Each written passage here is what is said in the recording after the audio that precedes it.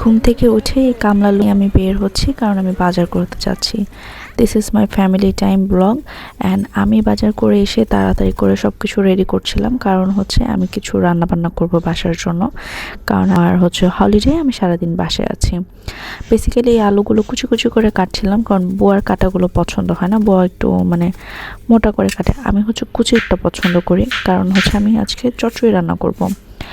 Even আমার বুয়া যে পেঁয়াজ কেটে দিয়ে গেছে এগুলো শেষ হয়ে গেছে, দেন আমি নিজে পেঁয়াজ কাটার অন্বেষণে না যুদ্ধে আমি খুবই কষ্টে সাকসেস হয়েছি, কারণ আমার অনেক কষ্ট হয়েছে ভাই। আমার প্রথম এক্স যখন আমার সাইডে গেছিলো, সে যাওয়ার পর আমার এতটা কষ্ট লাগলো, কষ্ট এই পেঁয়াজ কাটতে যা হয়েছে। দেন হচ্ছে আমি ফার্স্টে হচ্ছে চচ্চড়িটা বসাই দিচ্ছি। এটা বেসিক্যালি কাচকি মাছের চচ্চড়ি, বেগুন আর হচ্ছে আলু দিয়ে মাখায়া হচ্ছে একটা চচ্চড়ি বসাচ্ছি।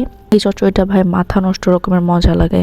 আম্মুর রেসিপি, আমার মনে হয় সবার আম্মুর এটা কমন রেসিপি, মানে নর্মাল বেসিকগুলো দিয়ে পেঁয়াজ মরিচ একটু বেশি করে দিয়ে দেন হচ্ছে মাখায় বসাইতে হয়, নামানোর আগে ধনিয়া পাতা কুচি কুচি করে দিলে ইটস রিয়েলি পারফেক্ট। এটা এত বেশি মজা ভাই, আমি আসলে কি বলবো, যখন মাখাই চটকানোর সময় মনে কাঁচা খায় ফেলি, এত মজা লাগে। মানে এক্সের সাথে ব্রেকআপ করার পরে হয়তো মজা লাগে না যতটা মজা হয় চচ্চড়ি মাখানোর সময়।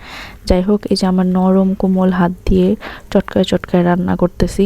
এইভাবে আমি আমার এক্সের কলিজাটাও ভুনা করছিলাম, যেটা পরে আমি আর আমার বেস্টি মিলে একসাথে খাইছি। ওইগুলো চচ্চড়ি চাইতে একটু বেশিই ছিল।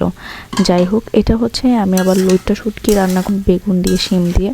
সো এটার চুলা কতটুকু হয়েছে এটা দেখলাম, দেন চচ্চড়িটা অন গেছে, কারণ এটা অলরেডি বলক আসছে। ধনিয়া পাতা দেওয়ার পরে looks, and this is my Uno.